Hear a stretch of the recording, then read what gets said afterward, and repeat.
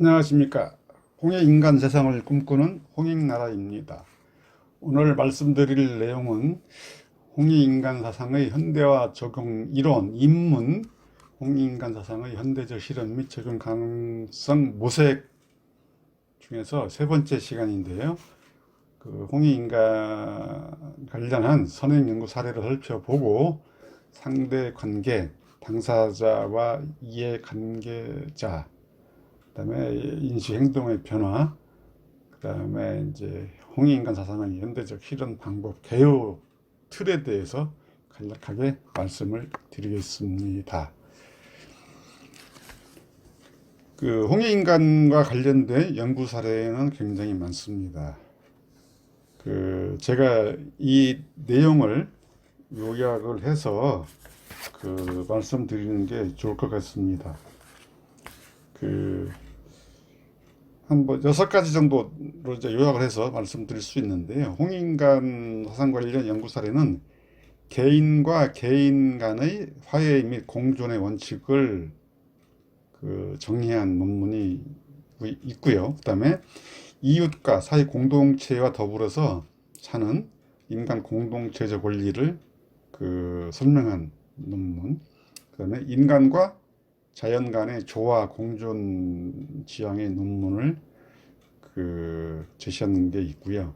그다음에 남북 통일과 관련돼서도 수용 가능성이 높다라는 논문, 그리고 정치, 경제, 사회, 문화, 종교 등 다방면의 국정 운영상의 적용이 가능하다, 그런 주장을 한 논문들이 있고요. 그리고 나아가서 이 홍익인간 사상은 국제사회, 인류 보편적 현안 문제 해결을 위해서도 활용이 가능하다, 이렇게 주장한 논문들을 볼 수가 있습니다. 이와 같이 이제 홍익인간 사상 관련 선행 연구 사례를 요약할 수 있는데, 이와 동시에 이 홍익인간 사상과 관련된 해결 방식을 주장한 내용이 있습니다. 3가지 정도로 이 방법을 요약할 수 있는데요. 첫 번째, 이 홍익인간적으로 해결하기 위해서 할 수 있는 방법은 각각의 몫에 따라 고른 배분이 되어야 된다. 두 번째가 행복의 기여가 되어야 된다. 세 번째가 특정 속성별로 차별 배제가 이루어져야 된다. 이렇게 3가지 원칙적인 설명이 있었습니다. 그래서 이런 방식이라고 그러면, 그러니까 인간과 인간, 개인과 개인, 국가와 국가, 민족과 민족, 다방면에 걸쳐서 홍익인간 사상을 적용할 수 있다, 이런 시사점을 얻을 수 있겠습니다. 그리고 이와 관련돼서 인구 통계학적인 상대 관계에 대한 이해가 이제 선행돼야 될 것 같습니다. 아까 말씀드린 것처럼 이제 홍익인간과 관련된 선행 연구 사례에서 다양한 수용 가능성, 적용 가능성을 주장한 이제 연구 사례가 있었는데, 이 홍익인간 개념이라는 것은 인간을 모두 이롭게 한다 그랬습니다. 그렇기 때문에 상대 관계에 대한 이해를 하는 것이 굉장히 이제 중요하다고 이제 볼 수 있겠습니다. 이를 요약하면 개인과 집단 차원에서 마찬가지입니다. 가정 내 구성원끼리도 상대 관계가 존재하고, 또 이를 인적 속성으로 보면 성별, 연령, 직업, 학력, 소득, 국적, 이렇게 속성을 나눌 수 있는데, 이런 속성별로도 인간을 이롭게 한다를 적용할 수 있으려면 이 상대관계에 대한 범주 구분이 필요합니다. 그리고 영역에서도 마찬가지, 정치, 경제, 사회, 문화, 국제 영역 등에서도 이제 상대관계가 있기 때문에 이에 대한 인식이 필요하고, 그리고 이제 집행 결정 주체 기관에서도 입법, 사법, 행정 기관 간의 상대관계에 대한 인식이 필요하고, 이제 이러한 집행 결정 주체 기관에서는 인적 속성을 감안해서 인간을 모두 이롭게 하기 위한 그런 이제 이해가 필요할 것 같습니다.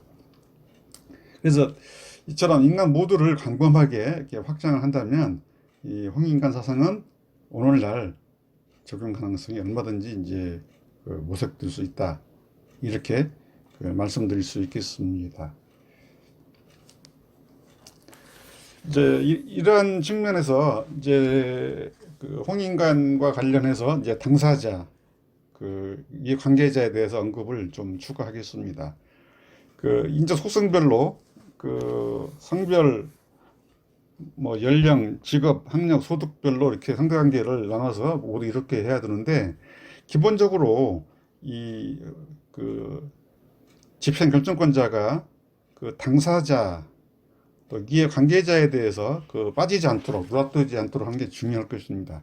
당사자라는 것은 국정 운영의 특정 정책이나 구체 사안에 대한 영향을 받는 자이고, 관계자라는 것은 간접적인 영향을 받는 자, 이렇게 할 수 있는데, 이런 사람들이 빠지지 않도록 하는 게 중요하다.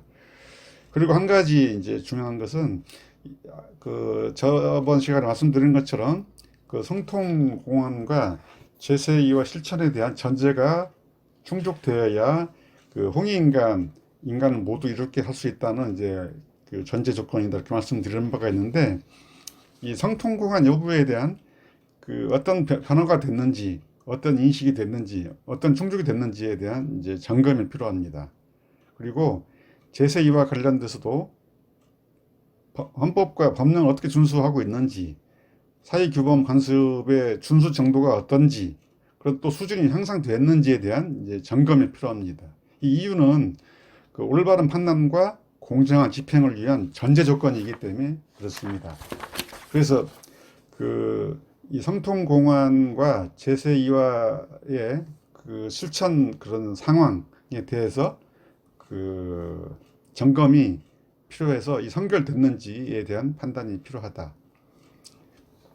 그리고 이 홍익인간 사상을 이러한 대통령을 비롯한 집행 결정 주체 기관에서 실현하기 위해서는 이미 말씀드린 바가 이처럼 세 가지로 요약해서 말씀드릴 수 있겠습니다.